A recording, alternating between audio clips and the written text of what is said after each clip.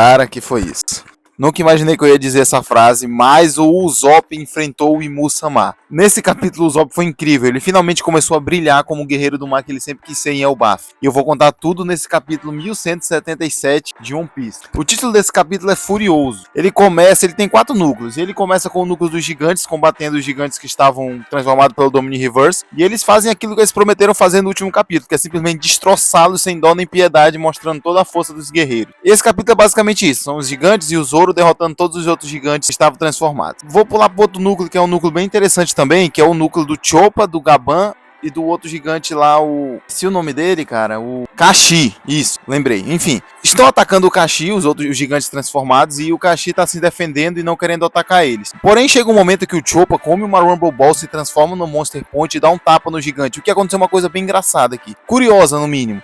Depois que o Choppa dá o tapa no gigante, o gigante aparece um demôniozinho saindo de cima dele, atrás dele, na verdade, pelas costas, e o gigante cai e a transformação do Domini Reverse volta. Ele volta ao normal apenas com o tapa do Choppa.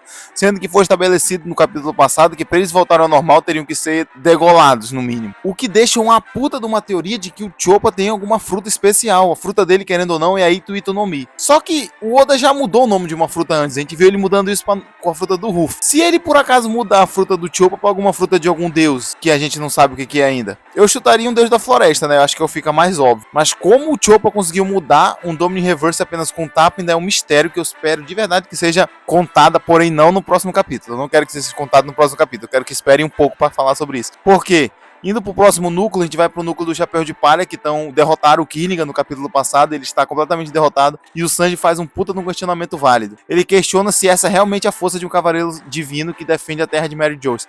Isso é demais, cara. O Sanji é foda porque era exatamente o que eu tava pensando e que todo mundo tava pensando. Que esses cavaleiros só tem nome e estão apanhando como se não fossem nada. De repente chega qualquer um e derrota eles. O Sanji derrotou ele com um golpe. O outro foi derrotado facilmente pelo Ruffy. Pelo Gaban também tinha sido derrotado. Na verdade, aí o Frank até fala uma coisa interessante que... Na verdade, é eles que estão muito fortes, né? Não é nem que os cavaleiros sejam fracos. O Ruffy é Yonkou, então é normal a tripulação tá tão forte. Só que se a gente lembrar pra pensar que o Jinbe, que supostamente é o quarto mais forte ali, não teve chance com esses cavaleiros. O Jinbe, a Robin, todos foram derrotados pelos Somers anteriormente. Então, assim, ou o Sanji tá o Sanji pra cima, né? Está no nível discrepante de força, ou realmente os cavaleiros são muito fracos. Porém, eu acho que a partir de agora, desse capítulo em diante, depois desse questionamento, vai acontecer alguma coisa, vão começar a mostrar algum poder desses cavaleiros divinos que a gente ainda não sabe. Tô ansioso pra ver isso. Nesse momento, o Ruffy chega junto com o grupo, com o Loki, apresenta o Loki ali, tem uma cena engraçada que a Nami começa a brigar com eles, porque o Loki a Nami tá tentando fazer os Zeus apagar o incêndio de Elbaf. Pra quem não lembra, fogo é a maior fraqueza do país de Elbaf, por ser uma árvore, né? Sim, a Nami tá tentando apagar o fogo, mas na verdade quem tá causando esse fogo é o Loki, que ele tá atacando os pesadelos com aqueles poderes dele. Isso tá alastrando fogo. Nisso tem uma cena engraçadinha da Nami brigando com o Loki e com o Ruffy, aí o Ruffy reclama com o Loki dá um ataque nele.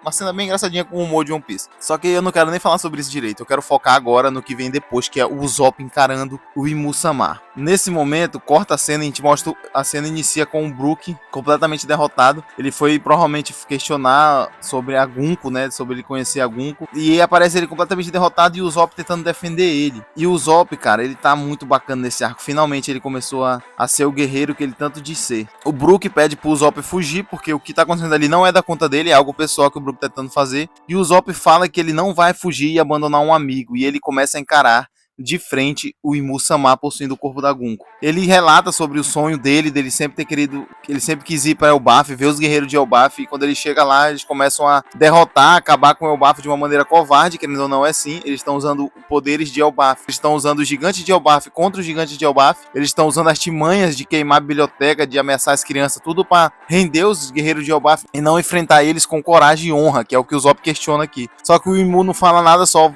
começa a partir pra cima do Usopp, e após isso o Usopp prepara o estilingue pra dar um golpe no Imu, o Dokuro Bakuhatsu. Nisso o Imu só levanta a mão na frente do Usopp, próximo do Usopp, e pede pra ele disparar o golpe, e o Usopp dispara e explode nos dois, tanto no Usopp quanto no Imu, só que o Imu, apesar de sofrer dano, ele é imortal, então ele só se regenera e o Usopp cai derrotado. Cara, isso aqui foi foda. O Usopp mostrou a coragem dele, ele mostrou que ele não tá ali pra ser corajoso, porque o maior corajoso não é aquele que enfrenta o perigo de frente. É aquele que, apesar do medo, encara o perigo. Porra, o Usopp é a personificação disso.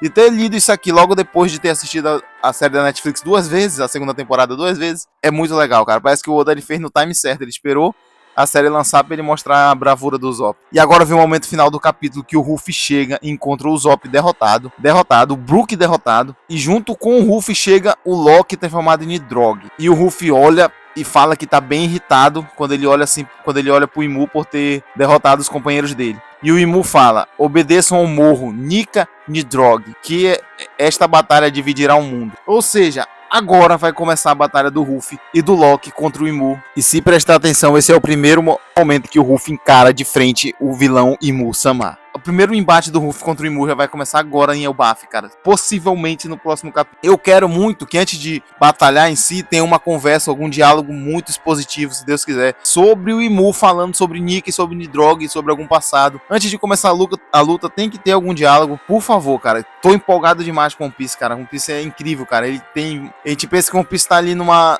queda, assim, tá mais romano, de repente ele lança uns capítulos insanos, cara. É por isso que eu adoro acompanhar essa obra e é muito bom estar aqui agora com um canal no YouTube podendo falar e relatar tudo que eu acho sobre cada capítulo. Cara, eu tô muito empolgado. Se você curtiu esse meu vídeo e você quer saber o que vai acontecer no próximo capítulo aqui pelo meu canal, minhas opiniões, se inscreva aí no meu canal, deixa o like, comente o que você achou. Até o próximo vídeo. Eu vou encerrar por aqui porque, sinceramente, eu não sei nem o que falar. Valeu, falou.